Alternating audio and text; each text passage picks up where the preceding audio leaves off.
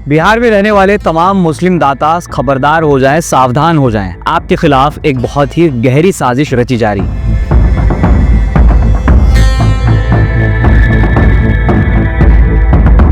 साजिश क्या है मैं बताऊंगा, आखिर तक मेरे साथ बने रहिए। मैं जर्नलिस्ट पजर, आप देख रहे हैं मुस्लिम सियासत।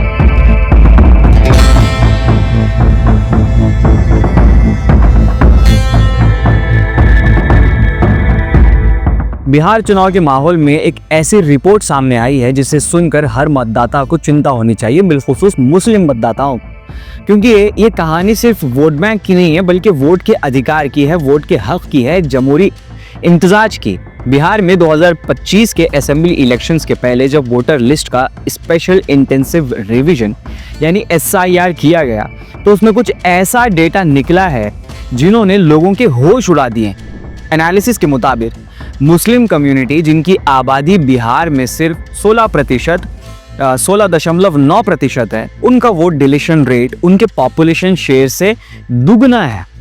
यानी कि जितनी संख्या मुसलमानों की है और अन्य कम्युनिटीज़ की है, अन्य कम्युनिटीज़ में जितने नाम डिलीट किए जा रहे हैं उससे दुगना नंबर, उससे दुगने मिजाज पर मुस्लिम्स के वोट कट किए जा रहे हैं, डिलीट किए जा रहे हैं। यानी ड्राफ्ट वोटर लिस्ट में जो 65 लाख लोग एक्सक्लूड किए गए उनमें से 24.7% मुस्लिम्स थे, और फिलहाल लिस्ट से जिनके नाम हटा दिए गए उनका फिगर और भी ज़्यादा है, 33% मुस्लिम्स।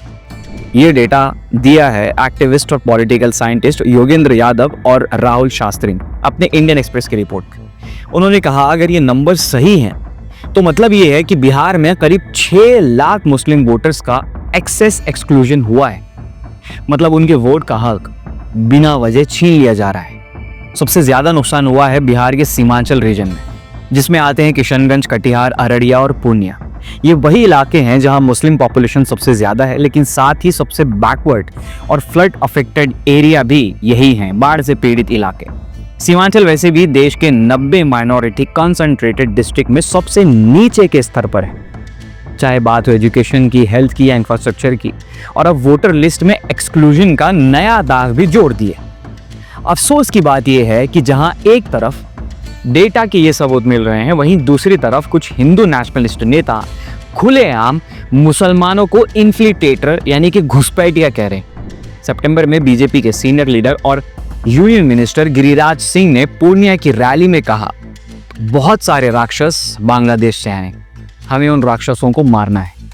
ये एक यूनियन मिनिस्टर की भाषा है कि पूर्णिया में बहुत राक्षस आ गया है बांग्लादेश से, और आ गया है ना, तो उस राक्षस सबको मारना है ना।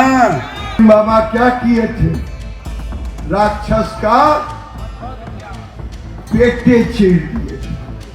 तो हमरा तोरा घर में तो तलवार नहीं है, बंदूक भी नहीं है, कुछ नहीं।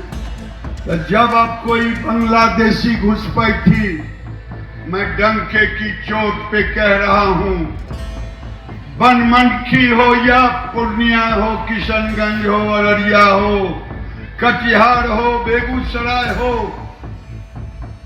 जहां भी रोहिंग्या और बांग्लादेशी मुसलमान हैं, अगली सरकार हमारी बनेगी, एक एक कर को चुन करके बांग्लादेश भेजाने का काम करेंगे। यानी इलेक्शन रैली में पूरा नैरेटिव ही कम्युनल बना दिए गए। आउटसाइडर्स, बाहर के लोग, इन्फ्लिटेटर्स, घुसपैठिए और डीमंस यानी कि राक्षस जैसे लफ्जों का इस्तेमाल एक पूरी कौम को टारगेट करने के लिए। और जब वोटर लिस्ट का डेटा देखते हैं तो लगता है ये लफ्ज सिर्फ रेटोरिक नहीं बल्कि उस रेटोरिक के पीछे एक पैटर्न भी छुपा हुआ है, एक पूरा का पूरा ब्लूप्रिंट है, एक नक्शा है। दी वायर के एनालिसिस के मुताबिक जब किसी वोटर को वेरिफिकेशन के लिए फ्लैग किया गया तो मुस्लिम वोटर के स्ट्राइक ऑफ होने के चांस यानी कि डिलीट हो जाने के चांस, बाहर आ जाने के चांस 6.38% थे, जबकि नॉन मुस्लिम के लिए सिर्फ 14.18%। अब मुस्लिम की संख्या कितनी है? 16%, और बाकी अन्य नॉन मुस्लिम्स की जो तादाद है वो अन्य परसेंटेज आप गिन लीजिए। मतलब मुस्लिम वोटर को लिस्ट से हटाए जाने का रिस्क 52% से ज्यादा था। किशनगंज जैसे इलाके में जहां मुस्लिम्स मेजॉरिटी में है, वहां फ्लैग्ड मुस्लिम वोटर के नाम हटाने का रेट 3.7% था, जबकि नॉन मुस्लिम वोटर के लिए सिर्फ 1.9%। और सिर्फ 4 कॉन्स्टिट्यूंसीज, अररिया में 4182, सिकता में 4040, कटिहार में 3644 और जोकीहाट में 2836 मिलाकर 14000 से ज्यादा मुस्लिम वोटर्स को हटा दिया गया। अब सोचिए, ये वही इलाके हैं जहां हर सीट में कुछ हजार वोट का फर्क चुनाव का फैसला बदल सकता है।